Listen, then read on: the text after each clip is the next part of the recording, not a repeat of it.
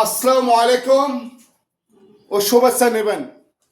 আশা করে Facebook friend বন্ধুরা সবাই ভালো আছেন। আমি আল্লাহর রহমতে ভালো আছি। এখানে কথা হচ্ছে, আপনি ঘুম থেকে ওঠার পর সকালে অনেক অলসতা লাগবে, মানে হাঁটতে আসতে অলসতা লাগবে, ব্যায়াম করতে অলসতা লাগবে, এটাই স্বাভাবিক। আপনি ঘুম থেকে ওঠার পর একটু হাঁটাহাঁটি করবেন, হালকা আস্তে আস্তে হাঁটাহাঁটি করবেন, একটু হালকা দৌড়াদৌড়ি করবেন, শরীরটাকে লড়াচড়া করবেন, আস্তে আস্তে আস্তে আস্তে আস্তে আস্তে তার অলসতা চলে যাবে। কারণ একটা জিনিস লক্ষ্য করুন, আপনি মনে করেন একটা নতুন মোটর বাইক কিনেছেন, মোটর সাইকেল কিনেছেন, সেটা নতুন যদি ব্যবহার না করেন, যদি না চালান, সেটা কিন্তু ব্যাটারি বসে যাবে, ইঞ্জিন বসে যাবে।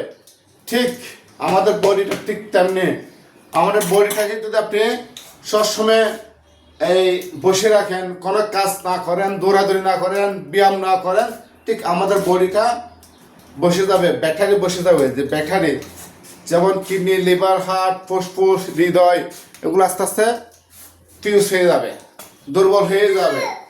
সেজন্য আমাদের বডিটাকে অবশ্যই কষ্ট দিতে হবে, আমার বডিটাকে ব্যায়াম করতে হবে, লড়াচড়া করতে হবে, নড়াচড়া করতে হবে, কষ্ট দিতে হবে। নড়াচড়া যদি না করেন তাহলে বডি ঠিক থাকবে না।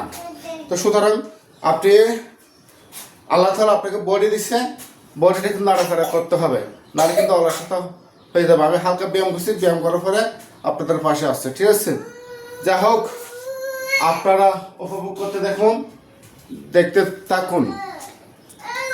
আমি হালকা দৌড়াদৌড়ি এবং ব্যায়াম করছি, দৌড়ে লাফ দেওয়ার আগে করছি, এখন আমি লাফ দেওয়ার জন্য প্রস্তুতি নিচ্ছি। আমি যে প্রতিদিন দৌড়ে লাফ দিই সেটা আপনাদেরকে দেখানোর জন্য আসছি।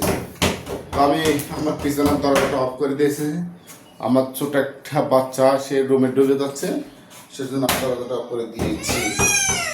দরজা বাজ্য বাড়ি করতেছে।